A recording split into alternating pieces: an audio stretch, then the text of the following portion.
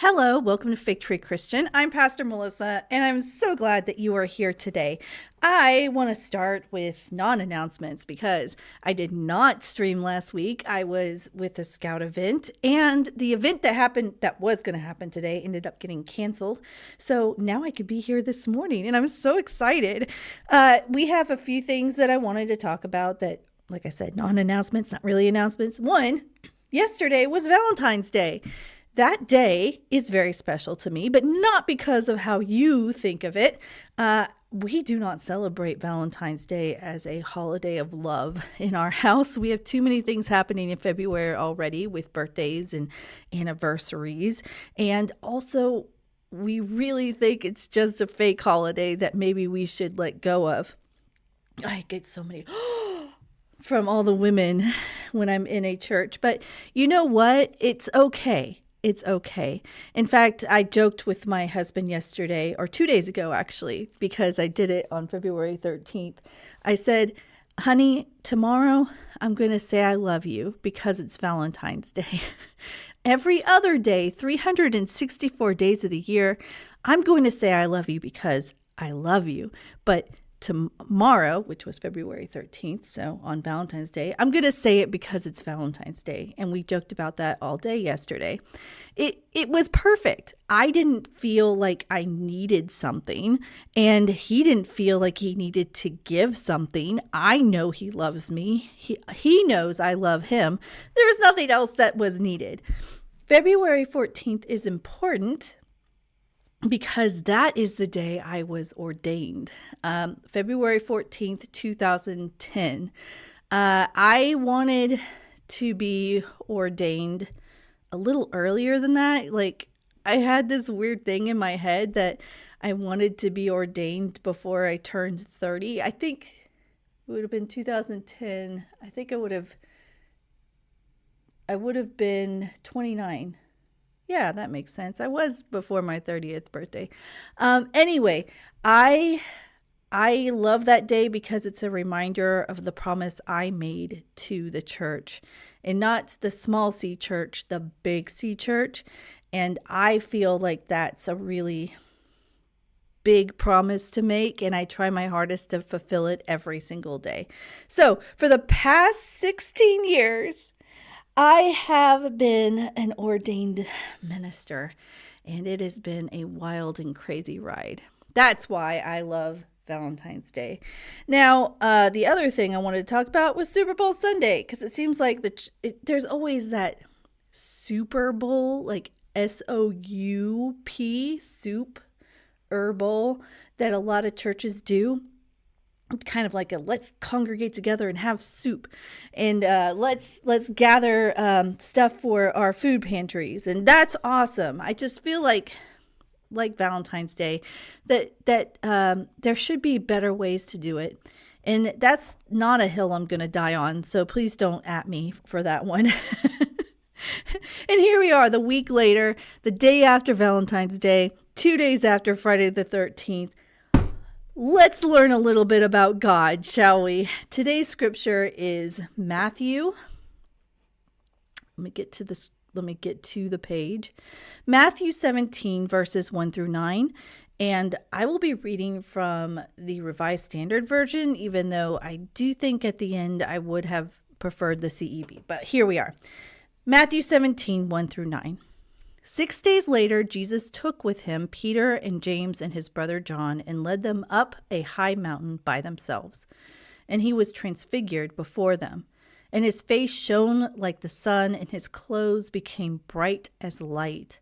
Suddenly there appeared to them Moses and Elijah talking with him. Then Peter said to Jesus, Lord, is it good for us to be here? If you wish, I will set up 3 tents here, one for you, one for Moses, and one for Elijah. While he was still speaking, suddenly a bright cloud overshadowed them, and a voice from the cloud said, This is my son, the beloved. With him I am well pleased. Listen to him.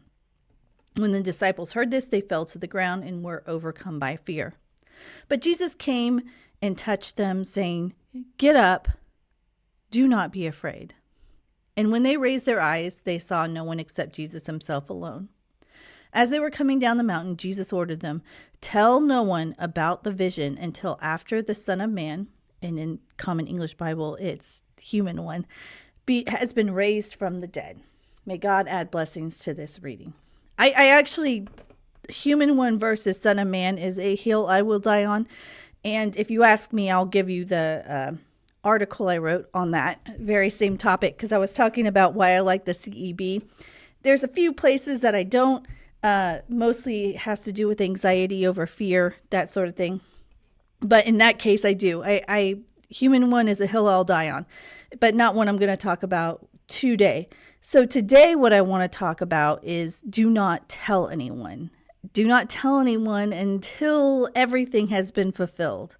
I think that when we think of something that we get really excited about, like Christmas.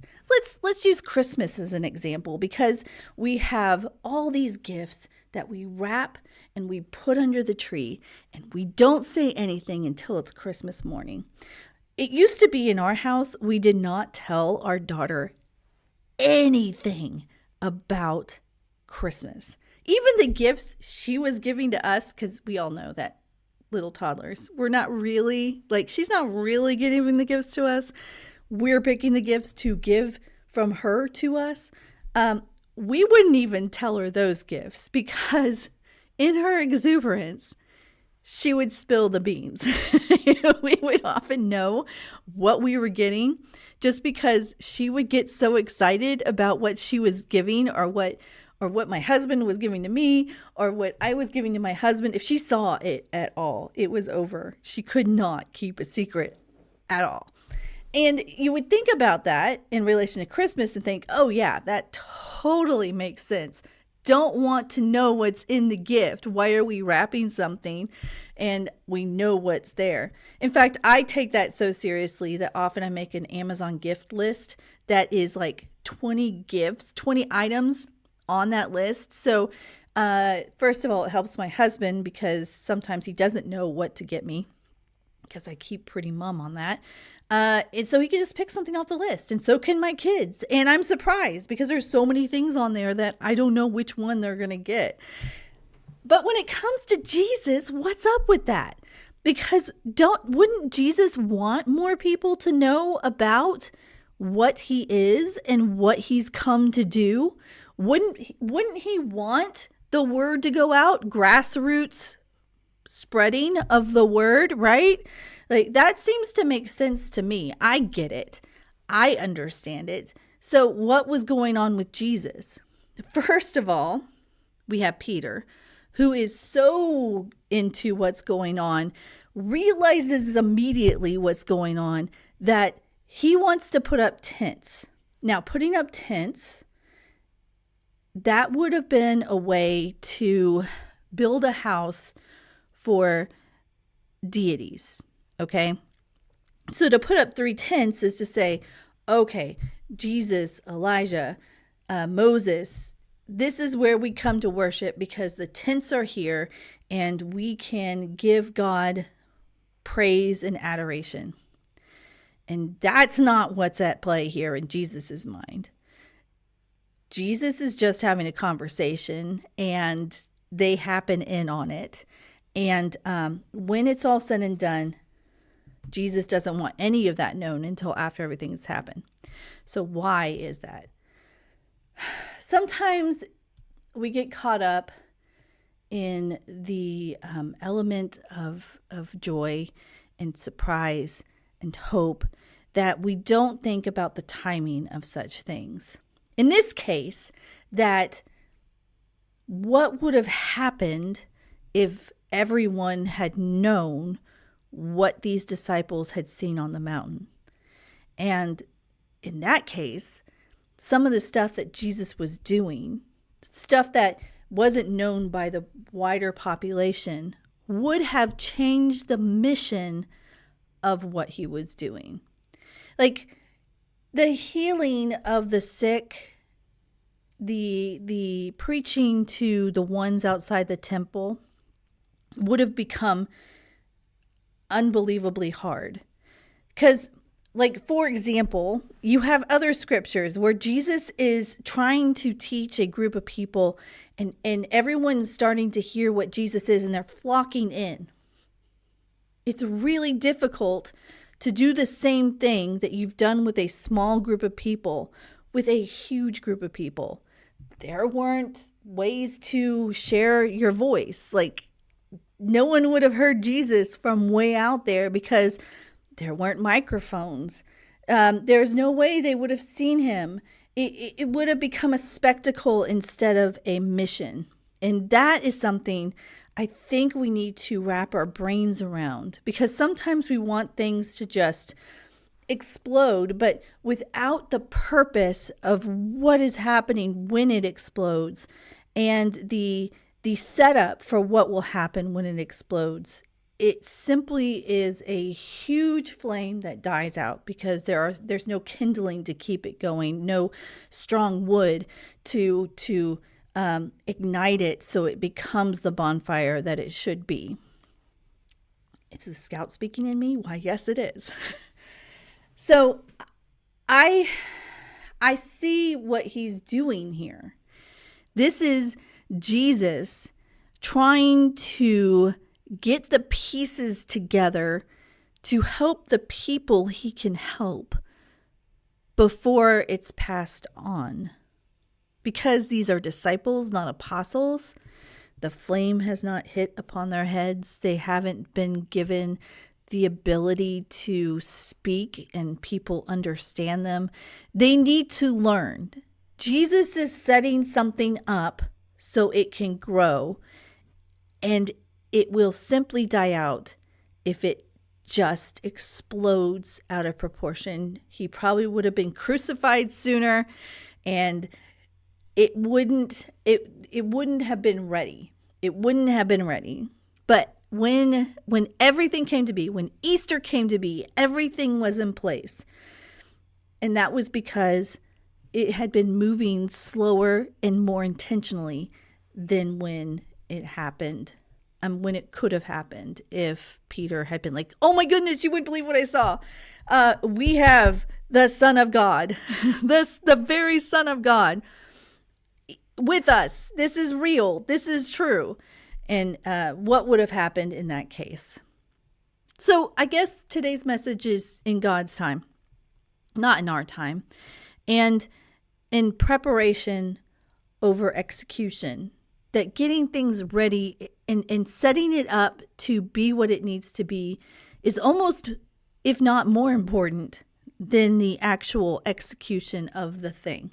Preparing the fire before the fire, setting things up to ignite in certain ways to make it what it will be.